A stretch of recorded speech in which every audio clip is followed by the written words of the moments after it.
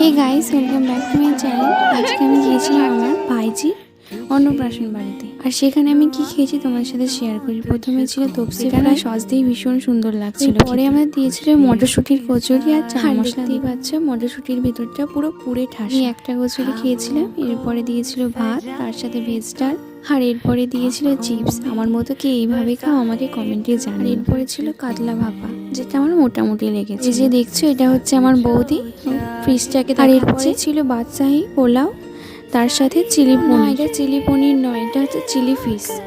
আর যারা chilli fish খাবে না তাদের জন্য ছিল পনির কারি। আর এই চিলি ফিশটা আমার প্রথম খাওয়া, আমি এর আগে কখনো চিলি ফিশ খাইনি। ভালো, রাইসটাকে দেখেই বুঝতে পারছো খুব সুন্দর ছিল, ঝুরঝুরে মতো। আর আমি আর একবার চিলি ফিশ নিয়েছিলাম।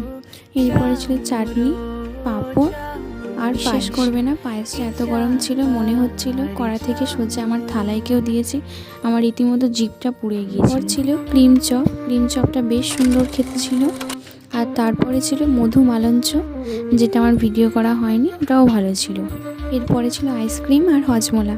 দেখতেই পাচ্ছ আইসক্রিমটা বাইরের স্টলে ছিল। আমি বোনকে বললাম যে ভিডিওটা করছি, রিয়াকশনটা দেখে বুঝতে পারছো বেশ ভালো ছিল, একটু কফি টেস্ট ছিল। আজকের জন্য বাই, কমেন্ট